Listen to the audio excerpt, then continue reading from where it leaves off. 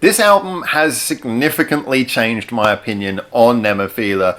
Whenever you go into an album like this, you always have a mixture of what you hope and what you fear it's going to be. We ended up very much in the hope category. So, let's unpack it.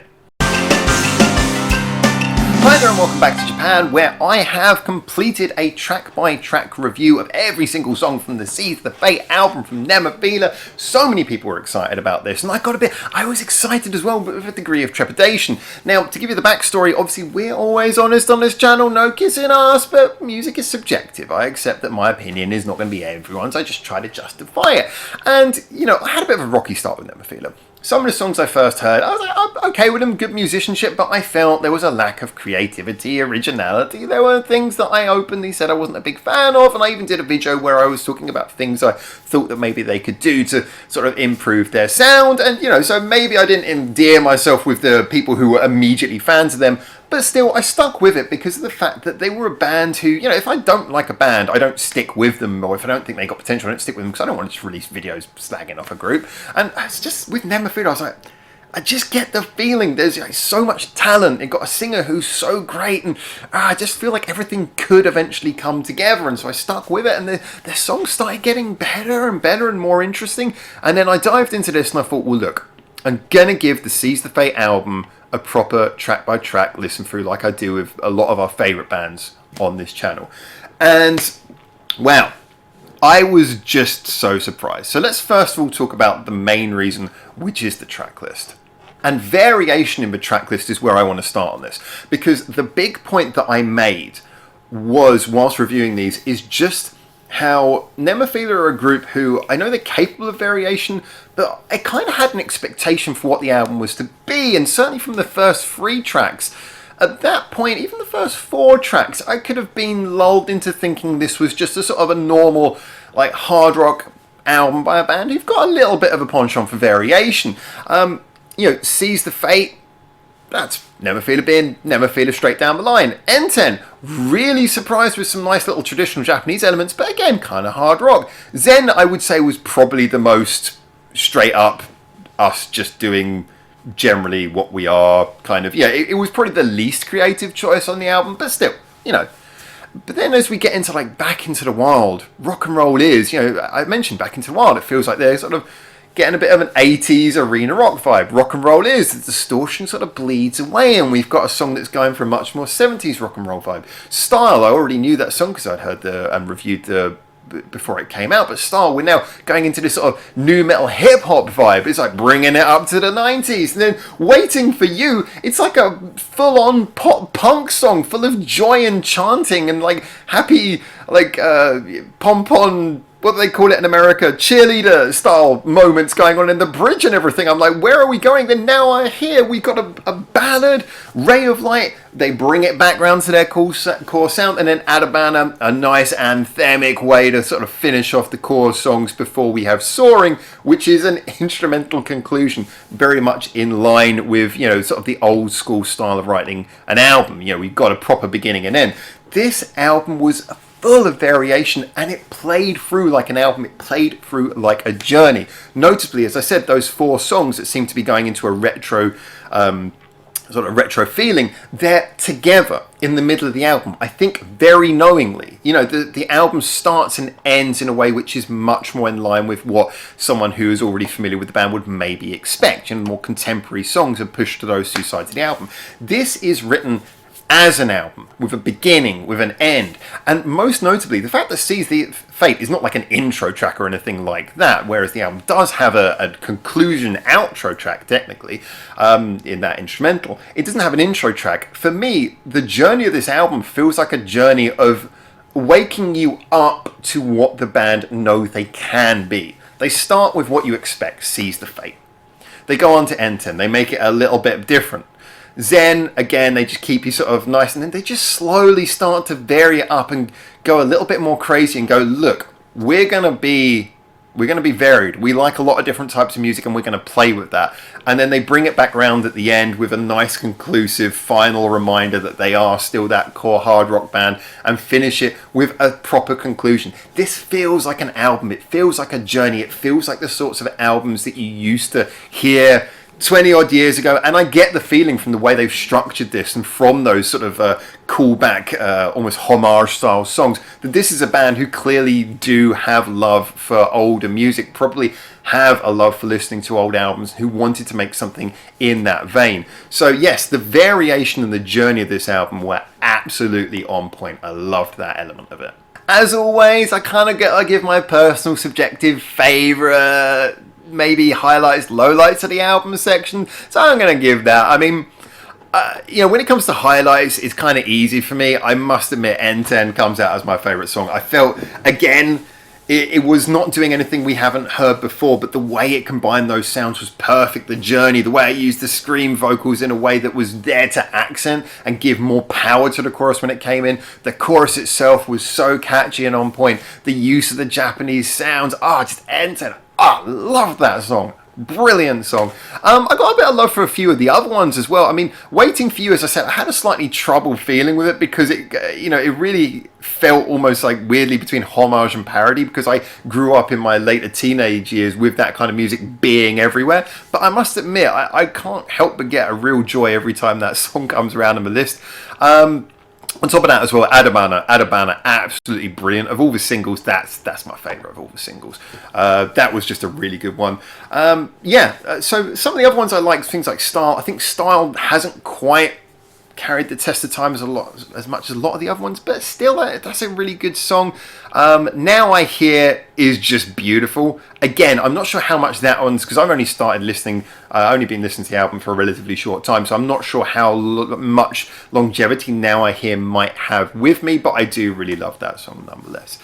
When we're looking at lowlights or songs that I wasn't so much into, I mean, the clear, obvious one, I gotta say, as much as I loved the riffs and everything, Zen, I'm glad it was short and I'm glad it flew by, but it just didn't quite work for me as much as I wanted it to, because just having that one style of screamo vocal all the way through, it just kind of got a bit tiresome and scratchy. That's the song that I was least looking forward to every time coming around, even though it's short and quick and I love the riffs and I love the energy, that didn't work for me so much. And there wasn't really many other songs that I would say I'd be particularly quick to skip. That's pretty much it, actually. I think a lot of this is going to come down to which ones stand the test of time. I can't help but feel that Rock and Roll is, as much as it is a good song, because it's quite simple. That might not stand the test of time with me. I might get more tired of that than a lot of the other songs, but we'll see how that goes. I must admit that nothing really stands out as a low light, except for just, as I say, I just didn't click with Zen, but that's very subjective, my feeling about that type of vocals. I hope I articulated it well in the review. Go check it out if you didn't already. Now, obviously, artistry, production, mix, these are important elements as well. I can kind of wrap it all up by saying it was really well dealt with, especially considering, as I say, that midsection of the album where they go through so much variation.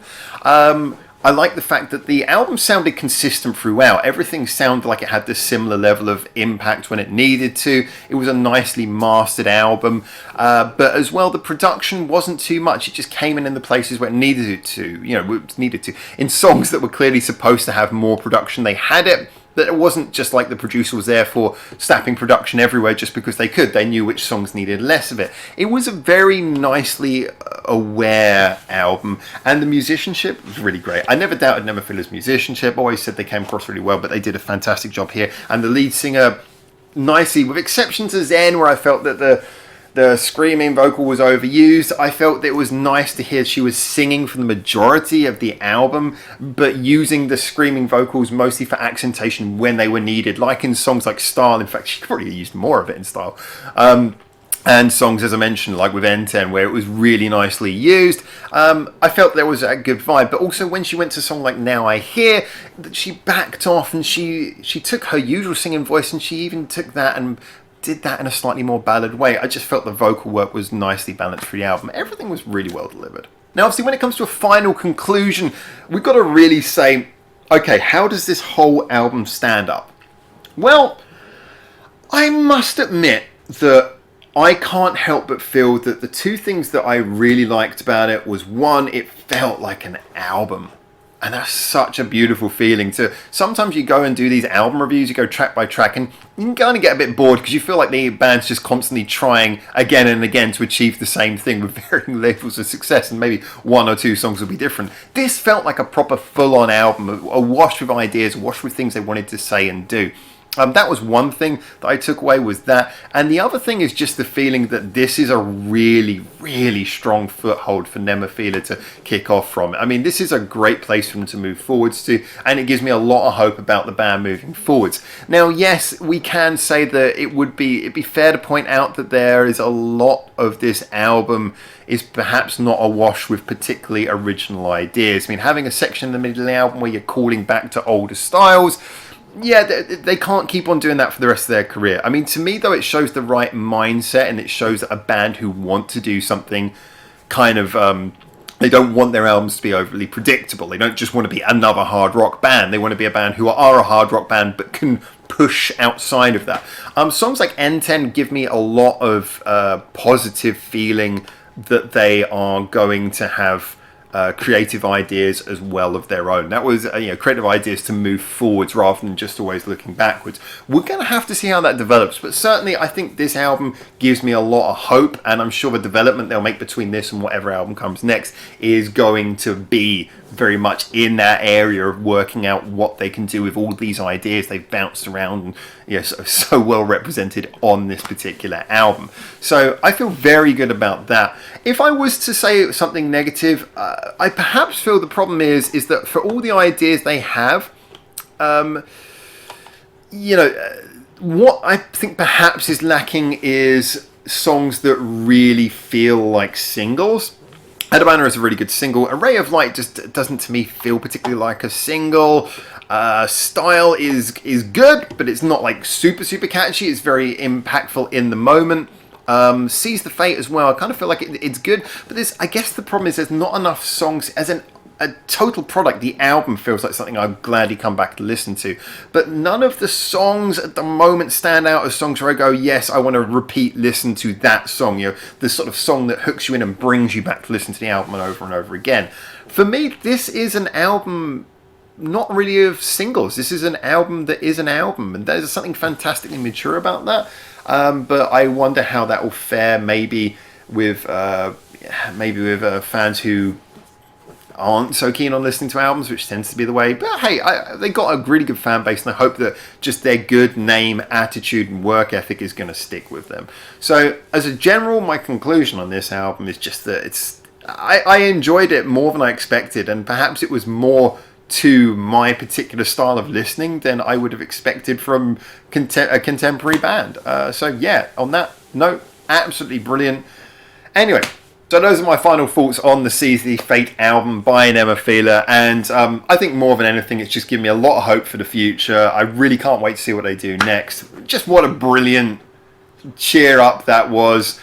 Maybe there wasn't a huge number of songs where I go, that's absolutely brilliant, that's going to be a timeless classic that I'm going to go back to, but I think every now and then I'm going to be like, you know what, I remember Seize the Fate was a good album. I'm just going to want to pop that on for just something interesting. Myself, even though they haven't released it as a single as far as I'm aware, N10 is one song that I personally go back and listen to a lot because I just loved that song. I thought that was brilliant. I really hope that goes out as a single, and I really hope other people love that as much as I did, because it just feels so good for me, but I can't help but feel that maybe that's just a bit of subjective preference going on there. But as always, get in the comments, tell me what you think. You don't have to agree with me, but I'm looking forward to seeing your opinions. And until I hopefully see you very soon in Japan for the next one of these, for now, ciao ciao. Yes, I did just pull the headphone lead, and yes, that did just hurt.